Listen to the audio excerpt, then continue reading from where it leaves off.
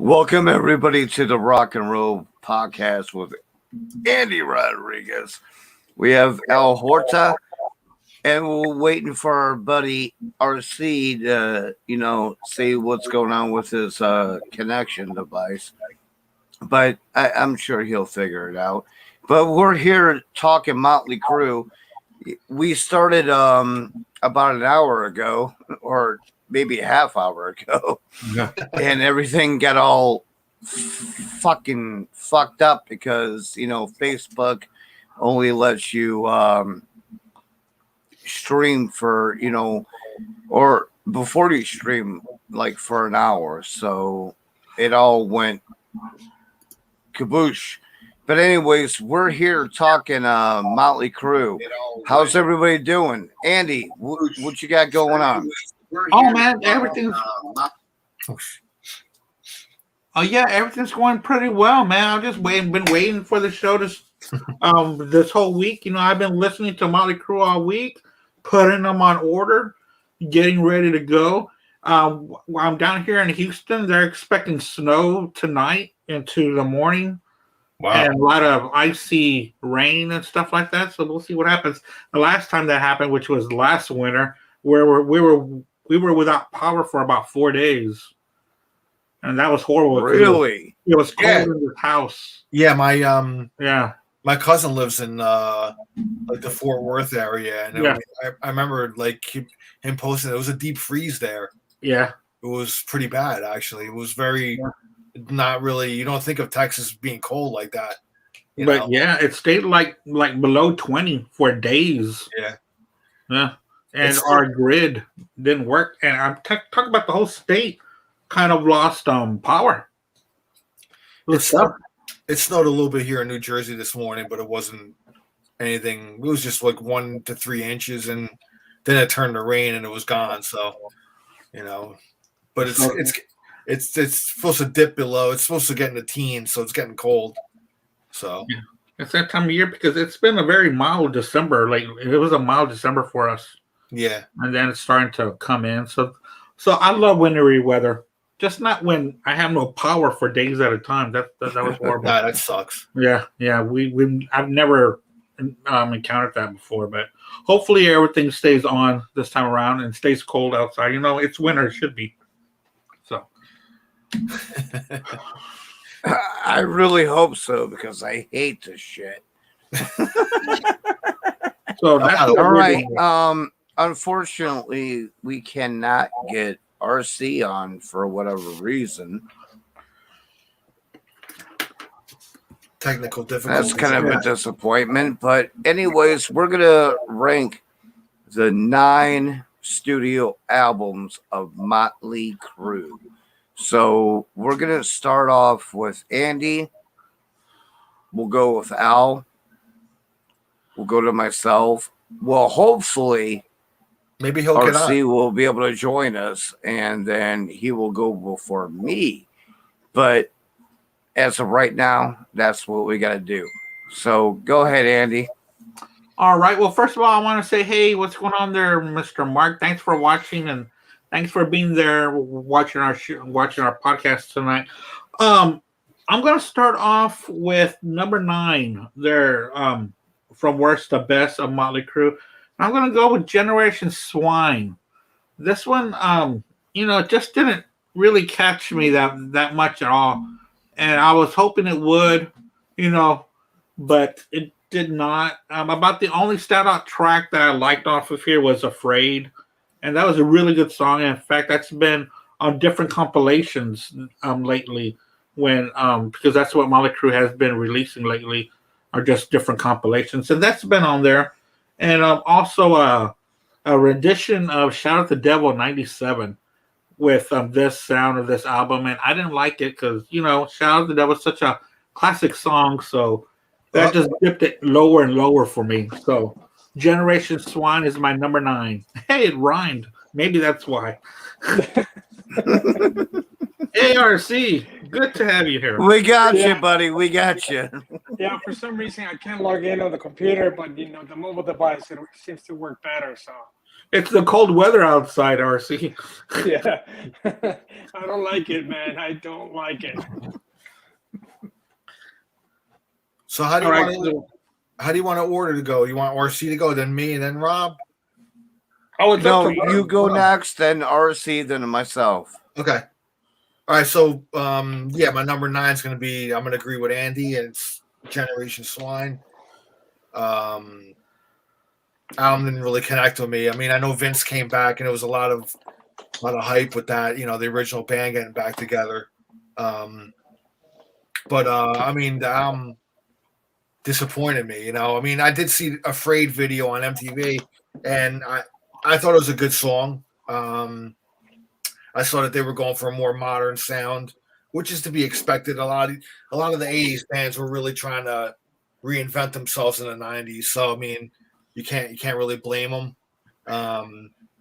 But I think they were going for a bit too much of an industrial sound. I mean, they strayed a little too far from their formula on this album. But Afraid's a good single though. But you know, I liked Glitter too. That's really about it. You know. Brandon was a mistake to have that song on the album. that was horrible. You know, I don't know what Tommy Lee. It's the love of your son, but I don't know. You know, I think that would have been more relegated to like a solo album or something if you wanted to do that. You know, or a B-side probably. But that's about it. But I mean that song really dragged that album down a whole lot too. And and I agree with Andy about the remake of Shout at the Devil. I mean, I really didn't see any point in that, and I don't know. You can't improve on the original one. You know, again, they were going for that modern sound and just retooling the song, but didn't work for me. So that's my bottom of the barrel is Generation Swine number 9. Maybe if Methods of Mayhem would have gotten a hold of Brandon, they could have done it a little differently. Oh my god! Yeah, right. I saw them during an Ozfest, I think like in 2000, Methods of Mayhem. And man, I mean, they were good live. Maybe not to sit down and hear them, but to see them live, they would sit down and hear them. But to see them in a live setting, and I think they brought Tommy Lee's drums to the very front, and it was all right. All right, that's all I had to say. All right, RC, it's all you, buddy. Yeah, like Al, Generation Swine is number 9 for me. It's my least favorite record from the band. And mind you, this is my all-time favorite band. But this record is, it's just a bit, rough. It's different. They try to stay modern, stay within the times. I don't think they had the right producer to work with on this record. Everybody was expecting, high things, from their comeback album with Vince back on vocals, but yeah, it's the sound, the songs are not really there. The style is just not, a good fit for Motley. Song-wise, A Rat Like Me stands out for me. I did enjoy Rocket Ship and what else? Yeah, it's hard, to find Glitter. A lot of people, are down on that song Glitter, but I enjoy it. But I mean, there's just not a whole lot of good songs on this record, And I think they try to stay current, a little modern, but it was massive. Yeah.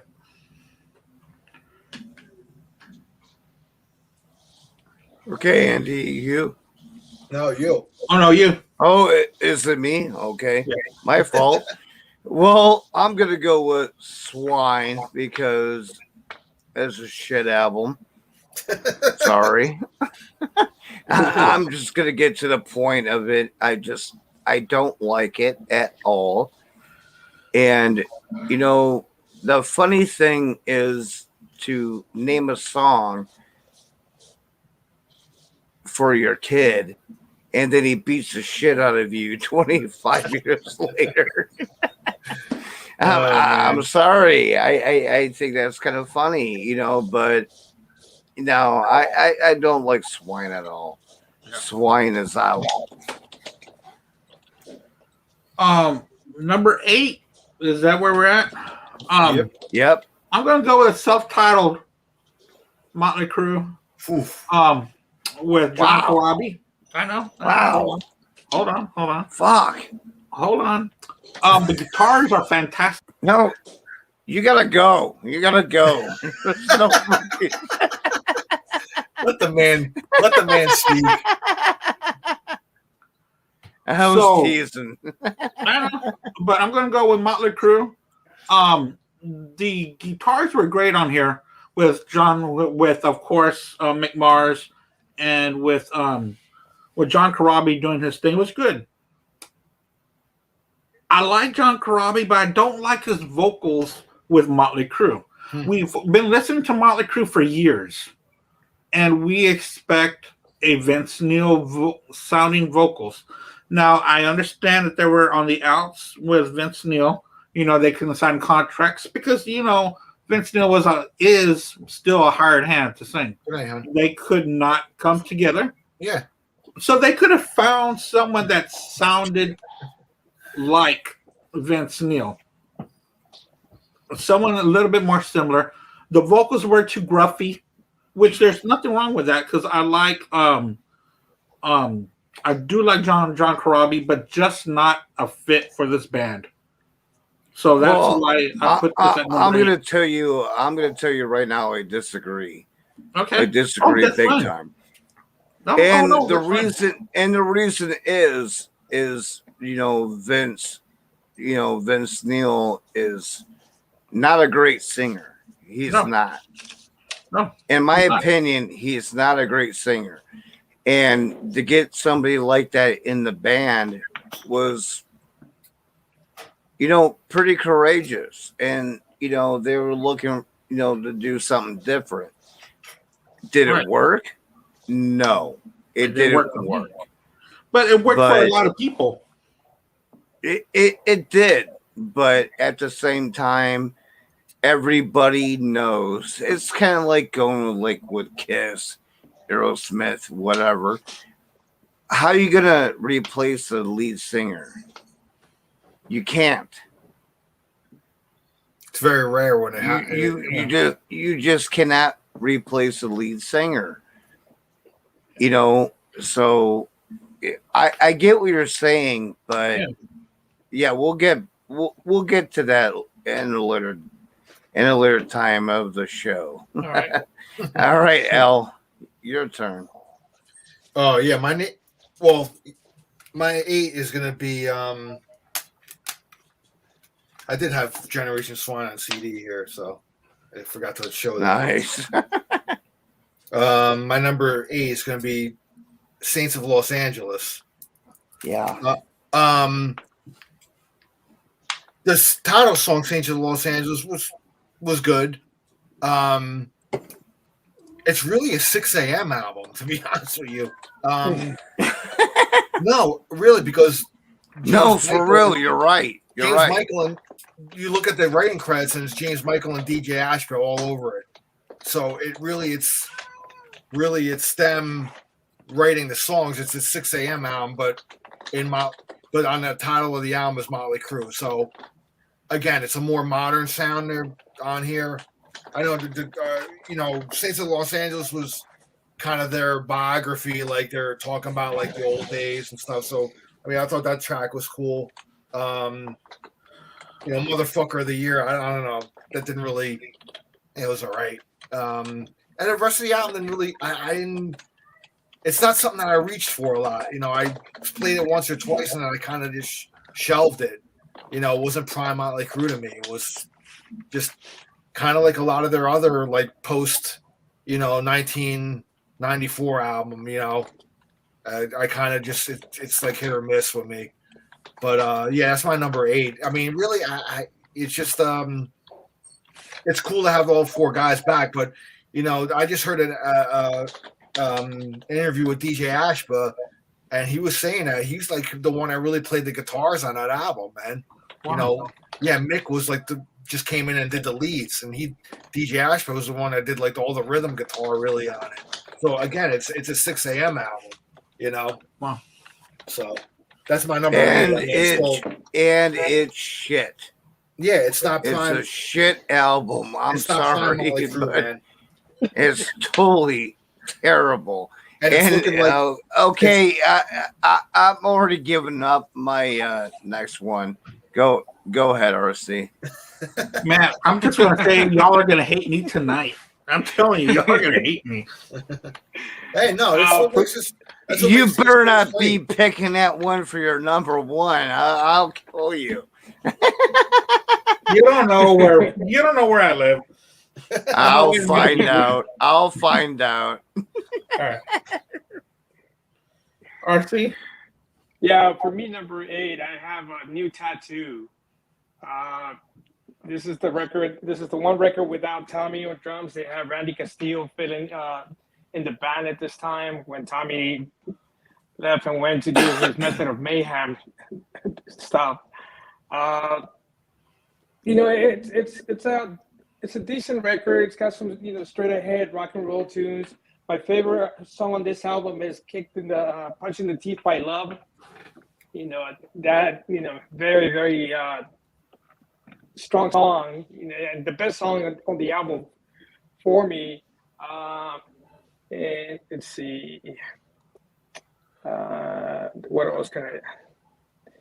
Yeah, it's just a little bit better than well, a lot better than Generation Swine, but good songs like Hell on High Heels, Hollywood Ending, Treat Me Like the Dog That I Am. Typical, Nikki Sixx, song titles and lyrics. Decent record, but yeah, that's what I have for number 8. And I remember seeing when they toured this record. Of course, Randy was ill at the time. He was undergoing treatment, and I think when shortly after they put this album out, and they had that the drummer from Hole filled in during the tour. Yeah. I saw that here in Houston, and pretty good show. She did well on the drums too. Samantha Maloney. Yes. She was good. I remember seeing. They had the concert video on. They showed it on like VH1 or MTV or something, and I thought it was good, man. I think it was like the maximum. I think it was like the Maximum Rock and Roll tour or something like that. I think it was like them and Megadeth or something like that, right? Yeah. I don't think they brought Megadeth here in Houston, but yeah, it was some kind of tour like that. Yeah. I didn't see that tour, but I saw it on TV. So Rob, did you do your number 8, Bob? Yeah, I think this is Saints of Los Angeles. I think. Yeah, you figured it out. It's Saints of Los Angeles. This album is dog shit. I'm sorry. This album is so bad. And I remember, picking it up. I bought it. I'm like, this has got to be a great Motley Crue album. Because, I did dig, what's this other band? Shit, 6 a.m. 6 a.m. So I was thinking, it might be a cross between, and I was like, I'm cool with that. But this album sucked ass. Vince Neil was all over the place, and yeah, I just, for me, it was just a bad album. So I'm gonna stop because why should I talk about this anymore? There you go. All right. My number 7 is going to be, where is it? I can't see it. Girls. What? That is my number 7. Mm-hmm. First 2 songs. Hold on. First 2 songs. Wild Side is one of my favorite songs by them. Love Wild Side. Love Girls. Great title track. After that, Rest of the album, horrible. Just nothing. They started to fall into that sleazy glam persona that the media had put on them. Because if you think about it, the first 3 albums, there was nothing sleazy or glammy about it. It was that all those first 3 albums were great hard rock albums. And when they got into Girls, Girls, Girls, they start to play to that persona of being sleazy and this and that. And the rest of the album, it just wasn't good. Those two first songs, the 2 singles were great. After that, it just fell apart for me. Sorry. Oh, and New Tattoo's better than that, huh? Oh well, I'll get to that when I get to that. I'll get to that. I love you, man. You know that, Andy. I love you. I've never been this far off, but that's just how I feel about their output. When did you come into Motley Crue? When did you get in, when did you first hear them and when did you first come into them? I'm just asking. Oh yeah, of course. I was probably in the 6th or 7th grade. So what year was that? 6th or 7th grade, 1980. Hold on. 85. 86. 85. Okay. Yeah. All right. Yeah, my number 7 is going to be New Tattoo. So this one was, wasn't bad, man. They were stepping back into the right direction after the crap that was Generation Swine, and it was like they were going for more like of a rock and roll. Hell on High Heels, that was cool, like the lead off track. They did the Tubes cover, White Punks on Dope, which was cool. If you look at the writing credits, it's still James Michael. So it was before he formed. It was before he formed 6 a.m. So because this album came out in 2000, so I guess he kind of knew James Michael already, and he was writing with him. So, but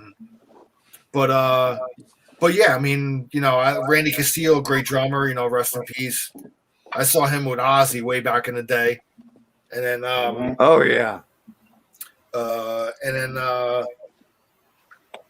I thought it was a step back in the right direction. Still had a little bit of a modern twist, but with the classic Crue sound as well. So I thought it was, like I said, it was way better than Generation Swine. I was like, all right, this I can see they're heading back, towards the being like Motley Crue. So. Anything's better than Generation Swine. And then they fucking disappointed me again with Saints of Los Angeles. So yeah. But as far as like ranking them in all the Motley Crue discography, it's got to be like number 7. So I got to put it somewhere, and it's there.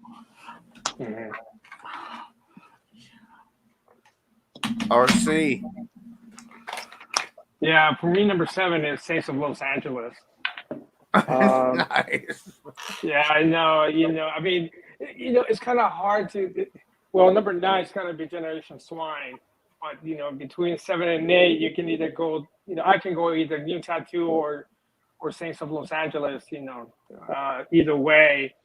I can't really add much to what you guys already mentioned about this record. I do like some of the songs on this a little bit better than the New Tattoo. Going Out Swinging, the last song on the record, I think it's a fantastic song and the highlight for me. Well, other than Saint of Los Angeles, other than the title track, Going Out Swinging is a pretty good song. Hard rocker way to good way to to end the record, but. Yeah, I think at this point, I think this is what kind of gave a preview to Nicky what he could do on the side, working with DJ and with James Michael, and that's probably why we didn't see any other Motley Crue record after that, and then he dedicated, he went all in on 6 a.m. after this one, but yeah, the bottom. the bottom three records, yeah, you can kind of mix and match, which order you want to go.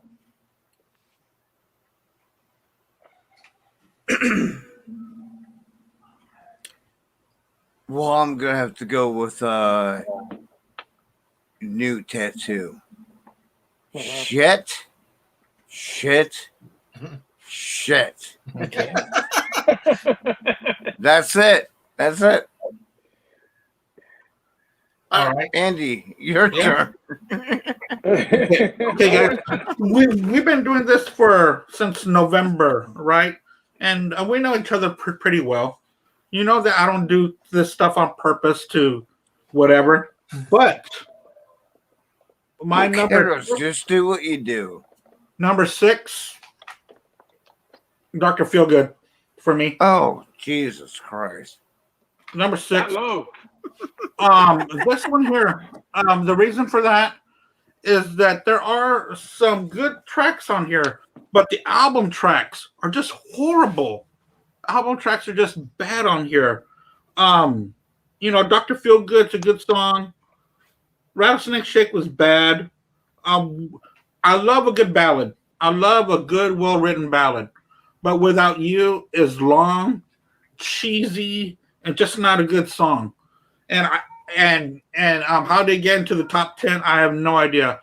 But I do like Don't Go Away, Man, Just Go Away. That's a really good song. I really like that song. Same Old Situation was just something I didn't like. And like the video that they put out for it, it just took away from what Motley Crue was, and yeah, and we were talking about this during the Metallica show, the Metallica podcast. This was produced by Bob Rock, someone else that took away everything we loved about Metallica, did the same thing with Motley Crue, taking away everything we loved from it and putting out a hit record or hit songs, and then didn't care what went on in between them. Because the other albums that we're going to get to later on, they're great because we love the album tracks that go along there. And when it came to Dr. Feelgood, it was just a hits record. Like any other pop record out there, they just did the hits, and after that, it didn't matter what they put in between. So that's my ramble on Dr. Feelgood. And I'm trying to love this album. I've played it constantly, and I just lose interest. Hey, listen, Andy, I'm going to agree with you, man, because my number 6 is Dr. Feelgood as well. Okay. I thought this was the last show. No, dude, I feel that this album is way overrated, man. I mean, a lot of Motley Crue fans put this at the top. Think it's one of the greatest. I don't agree, man. I think Nikki Sixx started falling into the trap of cheesy lyrics. Like you said, the ballads, they were getting sugary. They were falling into all the trappings of the quote unquote hair metal era. It started getting watered down, and they were watering down with it. Production wise, I do like Bob Rock's production on this. The bottom end, the drums and the fucking bass, they rattle. I had a car that had 2 12-inch woofers, an Alpine system, and when I used to play this album on there, it kicked ass, man. The sound wise. But I agree with you, man. Without You, I don't like that ballad. Some of the album tracks are cheesy. I mean, when you listen to the first 3 Motley Crue albums, listen to the lyrics, man. Nikki Sixx is actually an underrated lyricist. Oh yeah, he's the leader of that thing. Yeah, I mean, you heard within a pop, the hard rock kind of, but they had a pop sensibility to them, in their songwriting. Mm-hmm. But when you really listen to lyrics, it almost kind of reminds me of Cheap Trick. If you really dig into Cheap Trick's lyrics, especially on their first few albums, there's some dark shit in there, man. But the problem, the thing is, everybody associates it with this kind of pop sensibility music around it. So I'm sorry, I'm coughing here. No, you're right. trying to mute myself so I don't think. But my number 6 is Dr. Feelgood. I feel it's an overrated album. So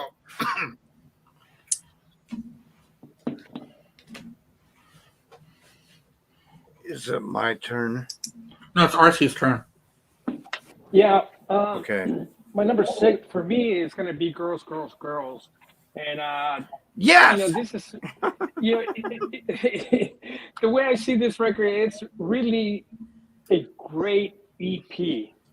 If you cut out all the fluff, the filler songs in this, the live track, you end up with 5 or 6 good songs, for a great EP. Dancing on Glass and Bad Boy Boogie to me are, kind of underrated. Love Dancing on Glass on this record. And, but, other than Wild Side and, the hit You're All I Need and the title song, 5 Years Dead doesn't do anything for me. Something for Nothing is another song I skip. I'm not a real big fan of covers or especially live tracks. That to me is just a filler.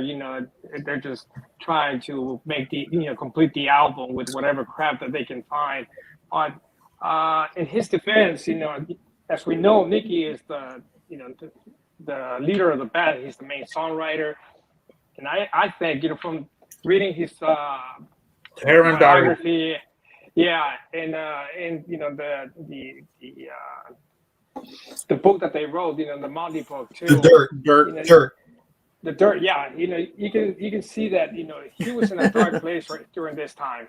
He was high on heroin and other drugs, and I think the studio just wanted to put something out there, to capitalize on, the success that they were experiencing right after, a Theater of Pain and what have you. But yeah, I think, Nicky was pretty much checked out during the writing process of this record, and that's why he came up with a very, very good EP and then a lot of filler songs, just to put, complete the album and put it out there.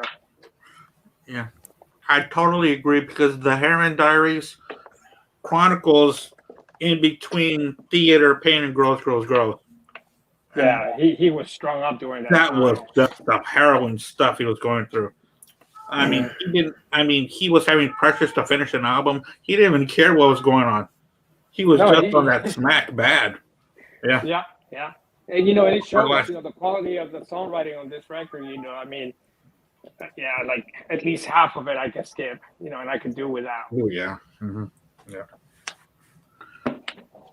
Bob, it's your turn. I have to agree. Girls, Girls, Girls is a terrible album.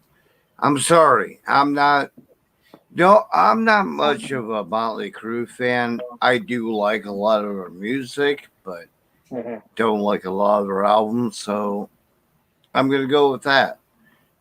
Okay. Didn't do it for me. So Girls, Girls, Girls. My number 6. No, wait, 5, right? 5. Yeah, 5. 5. I'm going to go with Saints of Los Angeles. I'm learning a lot about this album. I didn't know that that the future band of 6 a.m. had a lot to do with this album. But what I like about this, and I didn't know, like Al said about the writing, it was done with so many other writings, like Al was saying. And it's so odd because the first half seems like a biography of the band, not just the track, not just the track Saints of Los Angeles, but Face Down in the Dirt and down at the whiskey is a really good song, and they're chronicling their career on this album. And Saints of Los Angeles, Motherfuckers of the Year, I don't even know what that was about, because they really started to lose a lot of strength on this album towards the bottom with like Chicks Equal Trouble. Come on, what kind of stupid title is that? And they started to get away from what the theme of this album was, because it started off with a very strong theme where it could have been almost a concept album. And White Trash Circus I didn't like, but then Going Out Swinging, like RC was saying, went back to the story that they were telling. So that's Mhm. why I put Saints of Los Angeles this high, was because man, it was telling a story, and that story broke apart halfway through, and I thought the songs were good, and this was a pretty good album, and I liked it. Saints of Los Angeles for me. My number five. Now, my number five and number six could have flip flopped. I put them kind of like equal. Dr. Feelgood and Girls, Girls, Girls. Like RC was saying, I think the first half of the album is good, and then it drops off on the second half of the album. But yeah, Wild Side and Girls, Girls, Girls. If it wasn't for those two songs, Wild Side and Girls, Girls, Girls, this album would have been dead on arrival. But those were two very strong singles. Dancing on Glass was cool and Bad Boy Boogie was cool.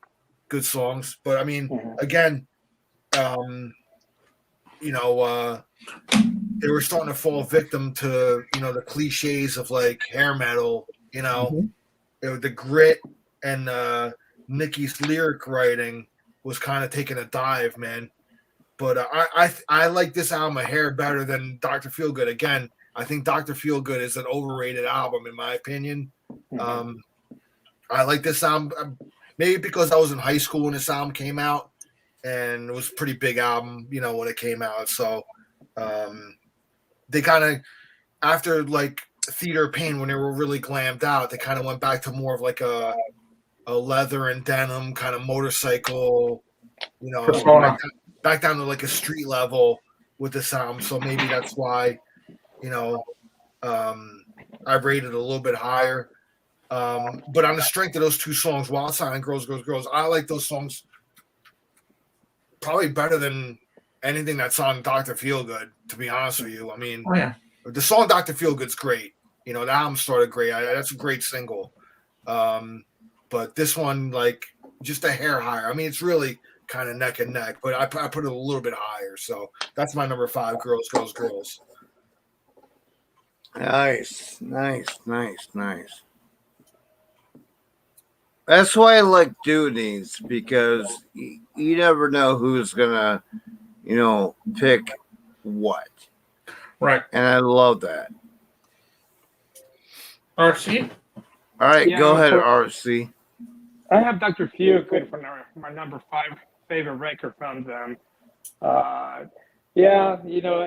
think at the time Bob Rock was, the go-to producer during that time. He was working, I think, with Aerosmith and Bon Jovi, and he was the Cult. Yeah, right. Everybody wanted to do a record with him at the And time. Metallica. Yeah. Well, Metallica was after, but yeah. And I mean, it's a good record for me. It's better than okay, but not a great record. Somebody I think it was Andy that mentioned that he didn't like Rattlesnake Shake, on this record. But I like this song. I like Slice of Your Pie, of course. Don't Go Away, Matt. Uh-oh. Froze up. Yeah.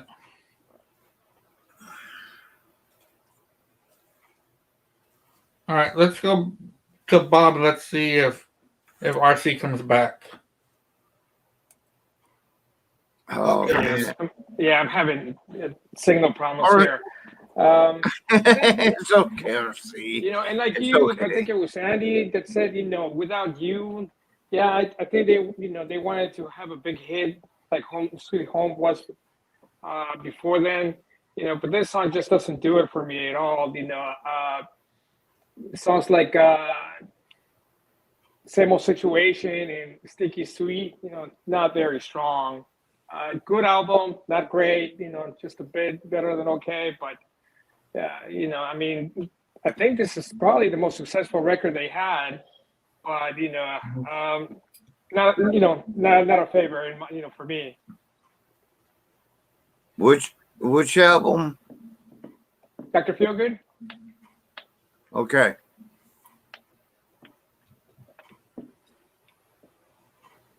So, is that my turn? Yeah, it is. Number 5. I'm gonna piss you guys off. Girls, girls, girls. Yeah, not a favorite of mine. That's my number 5. So there you go. That's my number 6. That's it. That's it.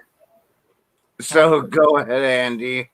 All right. My number 4. No, are we at number 4? Yeah. Yeah, 4. Yeah. 4. I'm going to go with New Tattoo. I really like the New Tattoo. It seemed to get back to that old-fashioned Motley Crue sound. It went back to that rock and roll sound that we liked from the first 3 albums, which they lost their way with Girls, Girls, Girls and Make It Feel Good. And they went back to just being a good rock band. And they had about 5 good songs on there. And I know that Tommy Lee's not on there, but hey, you can't complain that they put Randy Castile back there. You just can't. He's a great drummer. Yeah, and I was just surprised by this because I wasn't expecting much after Generation Swine. So I'll put this a little bit higher because hey, you know what? Props to them to coming back with a strong album and doing it their way and staying away from the media and listening to outside people. And it kind of, a lot of people did not pay attention to that album or just ignored it. It was almost in 2000. So who was really listening to Motley Crue at that time? There was a lot of, Vince Neil was out, then he came back, and then Tommy Lee was out. So, and they messed a really good album, and that's New Tattoo. All right. My number 4. Go ahead, Al. All right, number 4 is now I'm starting to get into like prime Motley Crue for me now. So my number 4 is going to be Theater of Pain. Now, a lot of people shit on this album, saying it's like, it's like a lot of filler. I don't agree with that at all, man. I think this is I think it's a great album. There's a lot of good like deep cuts on here. I don't know where all the hate comes. I guess coming off Too Fast for Love and Shout at the Devil, okay, like they glammed up their image. Maybe the image had a lot to do with it, being more colorful and more glam, but damn, man, I like City Boy Blues. It starts off with City Boy Blues. I love that song a lot. Smoking in a Boy's Room, all right, it's a decent cover, Louder Than Hell, killer track, man. One of my favorites on here, Keep Your Eye on the Money. Love that song. Home Sweet Home is like kind of the prototypical power ballad that kicked off that whole power ballad thing in the 80s, man. Yep. That was like, everybody started following that formula, man, putting out like a power ballad because of them. I remember like on MTV, like they had this thing called Dial MTV, and I was like number 1 like every fucking week or every day or whatever they used to do it on there. Tonight We Need a Lover. It's a good song. Use It or Lose It. Great fast-paced track. And then like towards the end of the album, it starts dropping off a little bit. Raise Your Hands to Rock, Fight for Your Rights. If you listen to Fight for Your Rights, listen to the riff in that. That's a rip off of Accept Balls to the Wall. If you really listen to it, man, compare the 2 songs.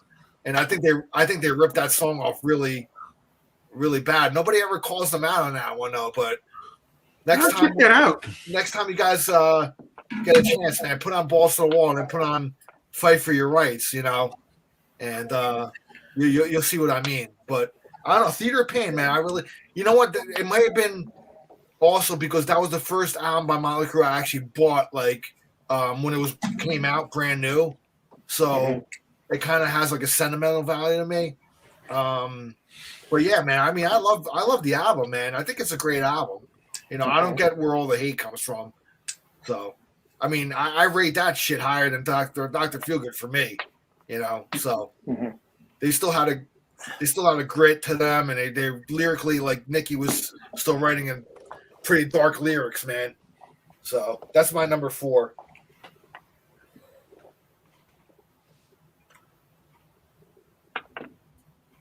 RC. Yeah, number 4 for me is going to be the self-titled with John Corabi on vocals. I think it's a very gritty, very heavy album.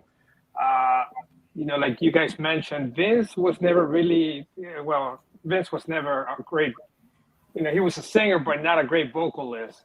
He was a great frontman, and it was a perfect fit for the band, but vocally, his vocal range was always very limited. And I think Nicky had to adjust his writing to fit what Vince could do on a vocal level. Whereas with John Corabi, I think I think the songs show what Nicky could write. He had an actual singer on this record, and you can tell with some of the songs on this album. For me, some of my favorite songs on it are Hammer, Uncle Jack, the second track of the record, To Death Do Us Apart, and you have that kind of sweet ballad towards the end, Drift Away. I mean, just a great from beginning to end. It's a great record. I think the unfortunate thing for the band was that we grew up with Motley and fronted by Vince, and just like when David Lee Roth left Van Halen, everybody hated Sammy when he took over the vocals. The same thing with Motley, and John Corabi.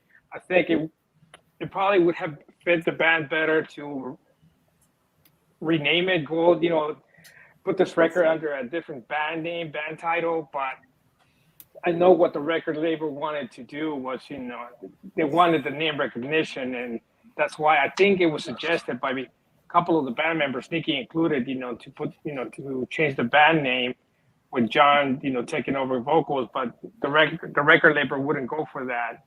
And so unfortunately it suffered, it didn't sell well because it wasn't Vince. I think even though it's a great record, people were just not having it. They wanted Vince, they associated Motley Crue with Vince Neil on vocals, and I can understand that, but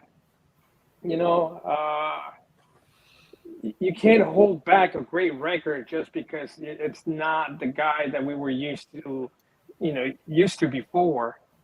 Just the same thing, similar situation with Van Halen and Sammy and stuff. So, but yeah, this is my number 4.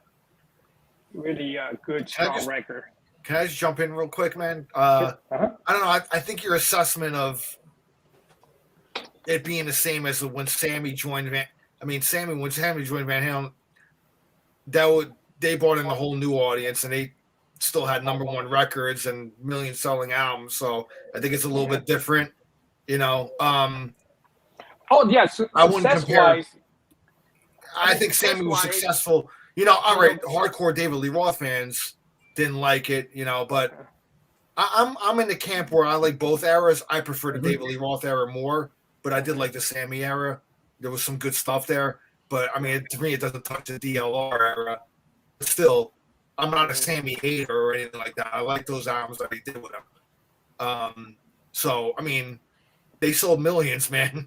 So you can't. Really compare. No. I know what I get your point. They had, and that's one of the arguments that I always make. I know we're talking about Motley Crue and stuff, but whenever anybody brings up like, oh, they were better. Uh-oh.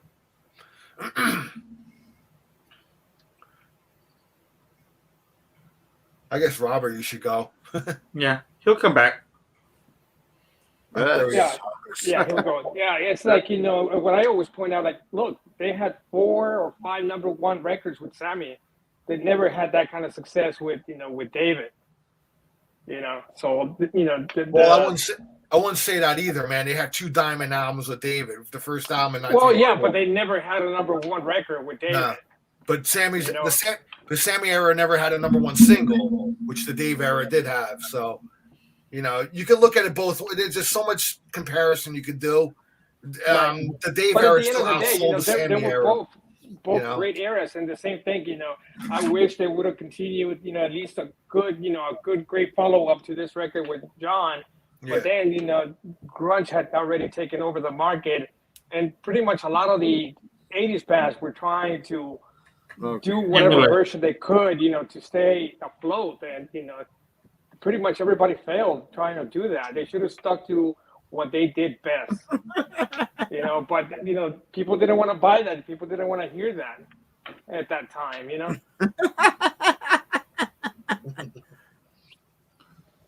All right. Who's next? You are. You're next. I'm next. Okay.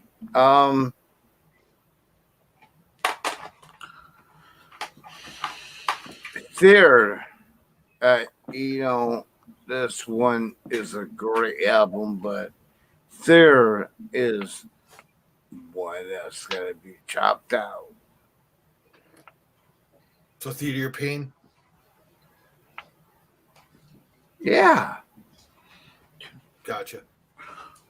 My number 3, it's gonna be Theater of Pain. I remember when I got this. We got number 2. Oh well, I'm at number 3. Yeah, you were doing your number 4 actually. Yeah, that was at number 4.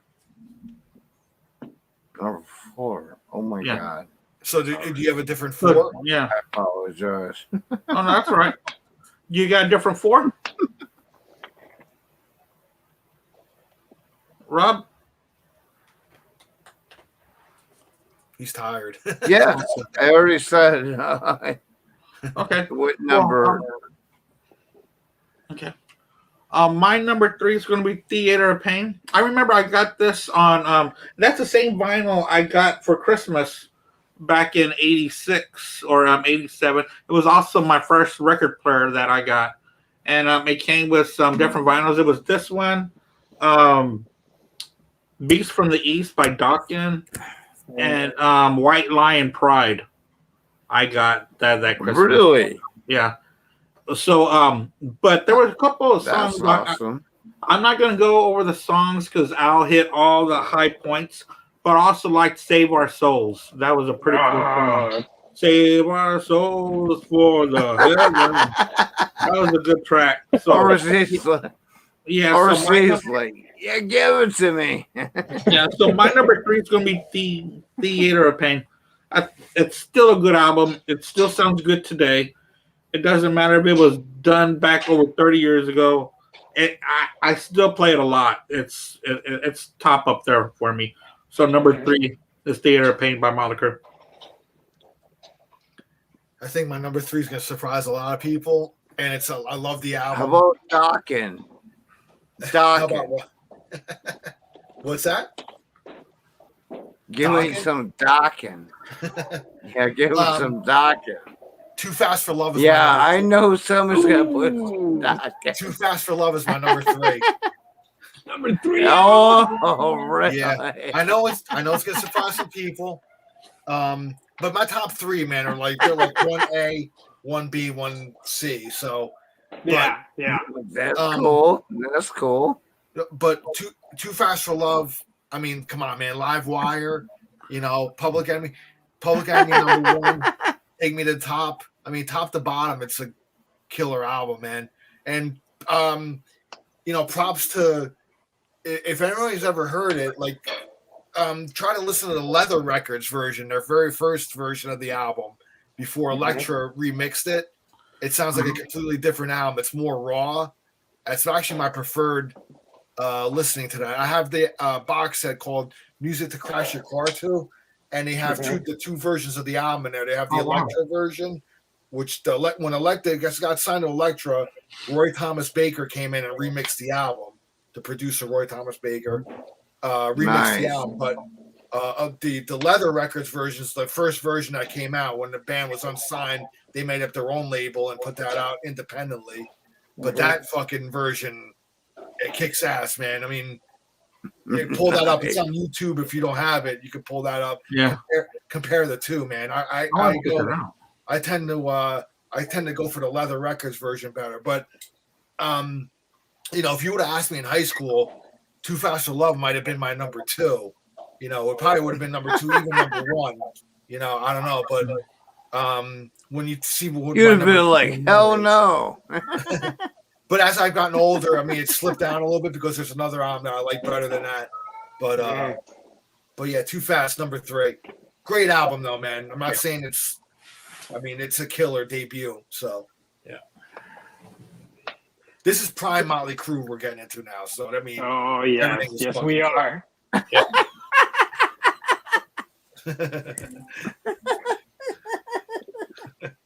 For me, my number 3 album is gonna be Theater of Pain. You know, Nice. you're right, Al. You know, the first 3 is a matter of where you rank up, but they could easily be your one. You know, be rated 1A, 1B, 1C. Everybody's freaking out. Like, where does this guy come? Yeah, I mean, I'm with you on this, Al. I don't know why this album gets a lot of flack from people. Oh, maybe because good. it sounds a little bit slick overall, but it's got some great songs. You know, Now We Need a Lover, Save Our Souls is my favorite song on this whole record. Killer tune. For me, you know, Louder Than Hell, of course, you know, that's a carryover from the Shout at the Devil sessions. You know, great song. It could have fit in either album, but it does great on Theater of Pain. I think the demo kind of sounds more like the Shout at the Devil kind of era. Yeah, it sounds a little, yeah. Shout! Wait. Shout! Wait, I'm sorry. I couldn't hear y'all. What song was it, RC? Louder Than Hell. Louder Than Hell. He doesn't repeat himself. And then, love the acoustic version part on Raise Your Hands to Rock. Home Sweet Home, of course, is, classic. And I do enjoy, Fight for Your Rights and Use It or Lose It. Great songs. Yeah, it was shocking when it was first released, to see the new photos with them, wearing pink and, all that glam and the heavy makeup. But, I didn't really care much, about any of that. To me, the songs, the album sounded great. It was Motley. Yep. What's your number 3, Rob? Yeah. Let's see. Hold on. All right, Rob, what's your number 3?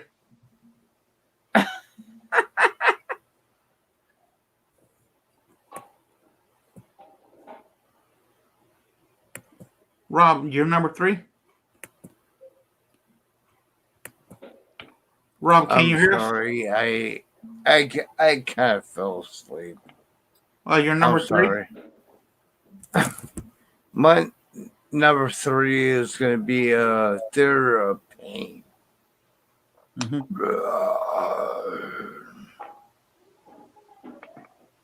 All right. Good pick, good album. Yeah. Okay, does that work or whatnot? All right. And Theater of Pain. Okay. So Bob has Theater of Pain. And my number 2 is going to be I'm going to go with Too Fast for Love as my number 2. Y'all talked about this one, man. I just love it. It's kind of a punky kind of album, It's got that attack to it, and like each song has like a what's the one I'm looking for? It's very immediate, One song after another just kept coming and kept coming. And also, if you look up Motley Crue live, there's a lot of tracks on here that sound better on that live album, where Mick Mars plays a little bit more extended solos on there. Oh, come on. And so, that's what I'm going to go with. But, we've gone through the songs already. But I'm very interested in hearing that leather version on this one. Check it out, man. You can pull it up on YouTube, man. Yeah, Taking It to the Top, Merry Go Round, Come On and Dance, Starry Eyes is one of the songs that I really got into later on. Starry Eyes. It's a really good track, and A Piece of Your Action, of course. Yeah, number 2. And the only reason why this isn't number 1 is because my number 1, I believe to be almost a perfect album. Al, what's your number 2? My number 2 is going to be Motley Crue 94 with John Corabi. Yeah. I love this album, man. I mean, I bought this album when it came out. I saw the Hooligans Holiday video on MTV, and I'm like, dude, this fucking kicks ass, man. I like the singer, who's this guy that they got. And I remember him being from a band called The Scream, which is a killer album. If anybody doesn't have that, check it out. The Scream with John Corabi. I think it came out in 1990. Killer album, man, top to bottom. But this album just spoke. I mean, if you put this album on now, like lyrically, the themes that they talk about is just relevant today as it was when it was released. It was released in the height of like the Los Angeles riots that had happened, stuff like that. But I mean, shit, you put this album on now, it could be relevant to what's going on now in the world. So like it's held up very well. I think the stature of this album has gotten higher as the years have gone. It's gone up on a lot of people's lists as like a favorite album. Yeah, when it came out, it was in the middle of grunge, and it was pretty much, you know, nobody wanted to hear it. You know, Vince not in the band and all that stuff. But I think as time has gone on, it's been kind to the album, and it's grown into like this cult status where like, you know, everybody's like really kind of digging it now. But I mean, power to the music. I mean, when that song kicks in to start the album and the drums kick in, man, I'm like, the power of that. You listen to that on like a good like stereo system subwoofers. I mean, it'll shake the house, man. You know. And then like RC was saying, Uncle Jack, one of my favorite songs on the album, man. Like I said, man, John Corabi was writing. That was like a person in his family that like molested somebody like in his family. You know, I mean, it was a true story. So, Hooligans Holiday, great song. I like Misunderstood, great ballad. I can go down the line. Love Shine, Poison Apples, Hammered. You know, Welcome to the Numb, Smoke the Sky. I love like every song on this album, man. It's to me, there's no filler on here for me.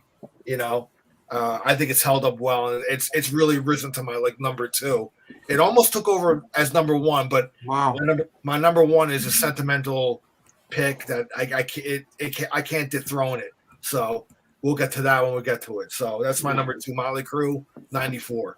Yeah, you know, I respect y'all's view on music, of course. So I'll probably go back and listen to this again with a more open mind. Yeah, I mean, you know, because if it's so high on y'all's list, yeah, you know, there's more to it that I might have missed out on. You know, and, like you know, for me, like the writing went back to like a more darker Crue that I liked. You know, to me, like Dr. Feelgood was too fluffy for me, man. Like his like Nicky's lyrics, man, went downhill on that album. They were playing into the cliches of the quote unquote hair metal. I don't like using the hair metal tag, but it's what it really was. Right. And this one was like Motley Crue street again, man. Like relevant with the times and like the shit that they were talking about on the album. Like I said, man, listen to the lyrics now and like it could apply to what's going on now. So I mean, there's songs on here like, you know, Smoke the Sky, just talking about smoking marijuana, you know, shit like that, bro. It's cool, but I mean, it still sounds fresh to me, you know. Yeah. So that's why it's my number 2. That's real cool, man. Yeah, for me, the number 2 album is Too Fast for Love. You know, I think it's a fantastic. That was almost my number 2, man. You know. Yeah, it's you know, for early '80s, you know, for the early '80s record. 81. Yeah, you know, and I mean, it's just a great debut. You know, nothing sounded like the gates, man. Kicking ass. You know, songs like Live Wire, of course, Piece of Your Action, Too Fast for Love. You know, and Merry Go Round, Starry Eyes, Public Enemy #1. I mean, it's just loaded. You know, good, kick-ass rock and roll. You know, and it kind of sets the stage, you know, for what's to come. And like what one of you guys mentioned, you know, it's very punk rock, tinted influence. You can, of course, Nicky, and some of those guys grew up on that, mid 70s to late 70s, punk rock, uh, bands, and you can tell that, the influence, The attitude on is Yeah. the attitude is there. that's Yeah. in these songs, and so it's got a little bit of punk, in it, and a great record, the fantastic debut, and I mean, it's. I mean, I can't put it any higher than number 2 because number 1 is an all-time classic. But we'll get to that next. So Too Fast for Love. It's like the first 3 records. Great Motley Crue stuff. Yeah. Rob, who do you got for number 2? Which record do you have?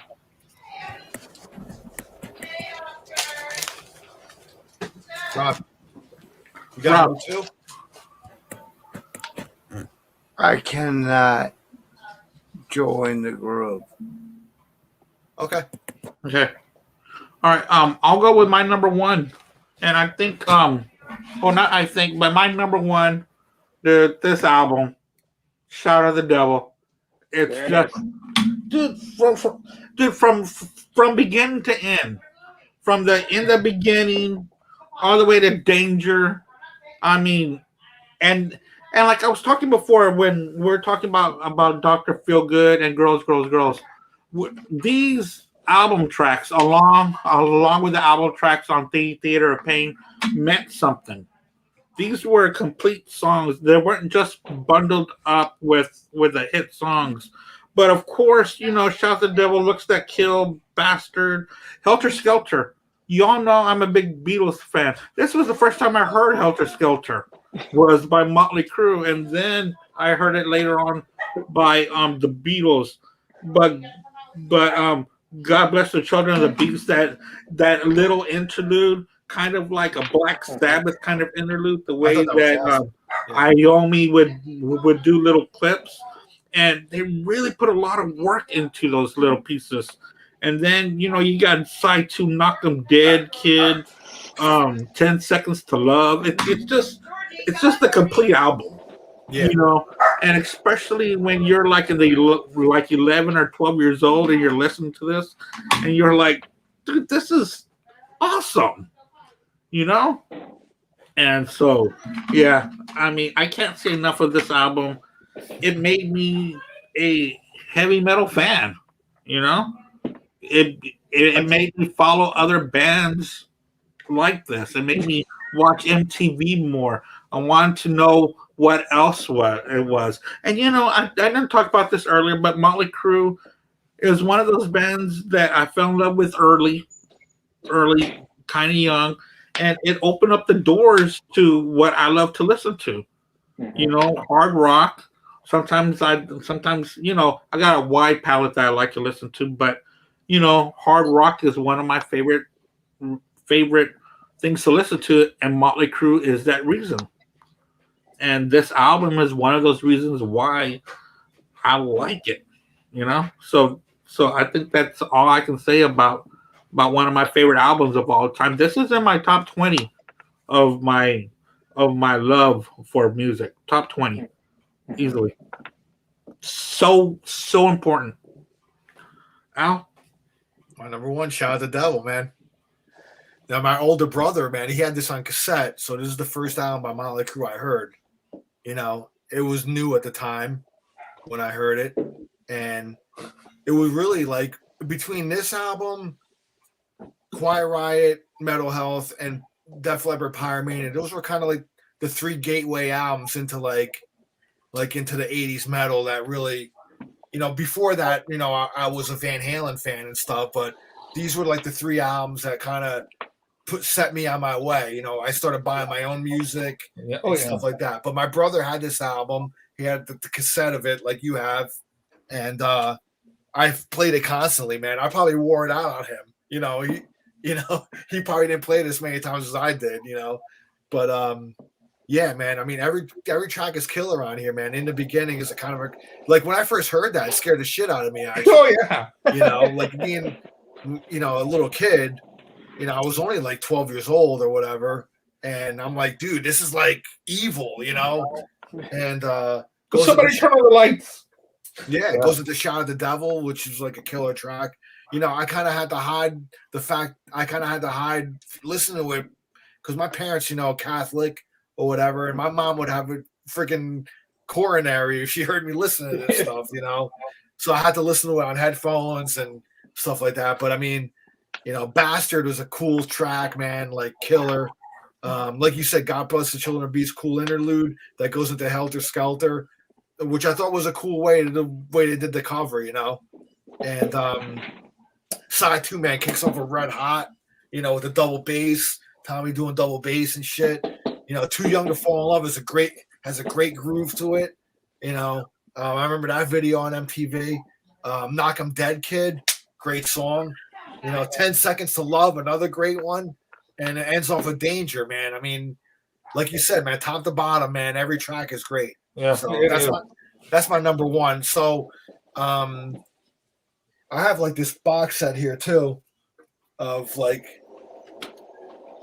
it's Journals of the Damned. So it has like all the 80s era on vinyl.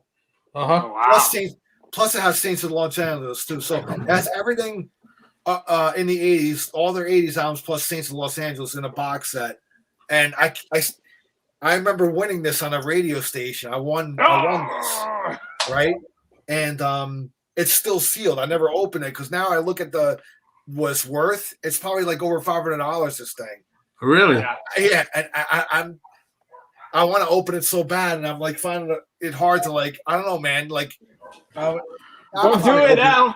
Don't do it. I'll probably open it anyway because I enjoy the music anyway. And I like vinyl, but I mean that price tag is like, damn, I can get a lot of money if I wanted to. I would have opened it in the car on the way home, like for real. I would have already opened it up. I know. I'm sorry, I didn't mean to go off on a tangent on that. Oh no, man, that's awesome. Shout Out the Devil's my number one, man. That's to me that it's sentimental value.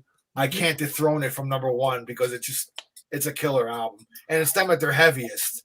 They were like evil, and that was like their metal album. You know what I'm saying? Yes. So, just to ask a question. Yeah. I've got this album. Oh shit, this album cover. So was this like the original one with a star? That's the original one. Your cassette is like the reissue. Right. Yeah, with the four face. The cassette has the four of them on the cover, right? Yeah, it's got like. Yeah, that's a killer. Yeah, I love that pentagram on the front, man. That's a great. Oh, yeah, dude, that's what made it look so evil. Evil, yeah. I'm trying to get the light on it. Yeah, like that. Yeah, you can see it. What about the back, Andy? Oh yeah, the back is this. Oh yeah, badass. Yeah. They were like it was like they were dressing up like the Road Warriors, man. It was. And and the inside. Yeah. Yeah. Was and then it's got all the lyrics. Yeah. Dude, read some of those lyrics are dark, man. Nobody ever really talks about that, but like, fucking dude, read the lyrics, man. Like, I think Nikki Sixx was an underrated lyricist on those first couple of albums, before heroin like really screwed him up. But good lyrics, man. But Al, you had posted something about Nikki Sixx probably about almost a month and a half back because it was his birthday. Mm-hmm. And I really agreed with what I think you had put about his bass playing is great, but also, he was the leader of this band. He created it. Yeah, this was his baby. He's a songwriter, man. Yeah, he's a songwriter. This was his vision. This was his, he's the leader of the band. He wrote all the lyrics, and he wrote a lot of the music. Mick Mars, should get credit too because, but it was Nicky's vision, man. It was really, it was him, and I was just listening to an interview with Blackie Lawless of Wasp. Yeah, and those two guys were together in they had a band together. They were in Sister, which is a band pre-Wasp. So Nicky and Blackie were in a band together. Oh wow! And a lot of those early stage shows that Motley Crue did was really Blackie Lawless's ideas, because originally Wasp wasn't going to be a touring band; they were just going to be a recording band, and then they ended up touring and stuff. But Motley Crue had already like predated them already a couple of years. They were already, because Wasp's first album didn't come out till 84, so already Motley Crue already had the first 2 albums out, and they were already touring. So Nicky asked Blackie if, hey, dude, are you going to use those ideas like stage show stuff, like the way they dressed and all that stuff? And Blackie was like, nah, you can. Don't plan on using them, so you can use them. So, you got to give a lot of props to that early imagery of Motley Crue. You got to give a lot of that props to Blackie Lawless because he came up with a lot of those ideas as well.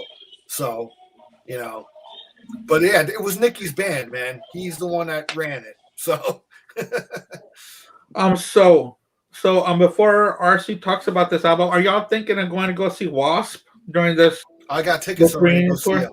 Oh, do you? Show number 1 in Houston. Oh, really? It's going to start here? And it's going to start here with Armor Saint. And I think Michael Schenker. Michael Schenker. Yeah. Schenker, yeah. I'm so jealous that you're getting Michael Schenker because here in New Jersey, it's only going to be Armor Saint and Wasp. But yeah, Michael Schenker would have been great over here too. Hey, where's it going to be at, RC?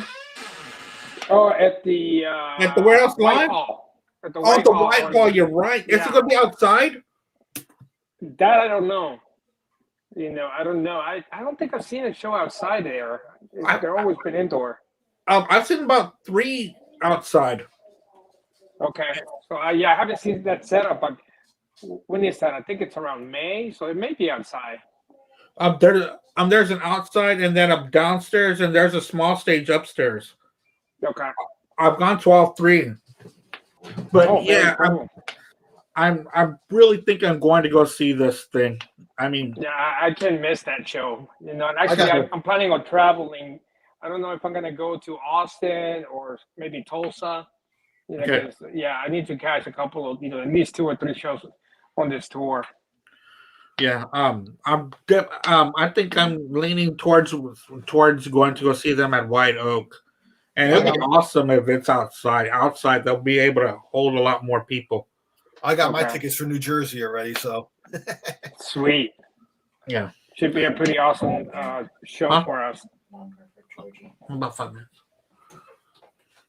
All right, RC.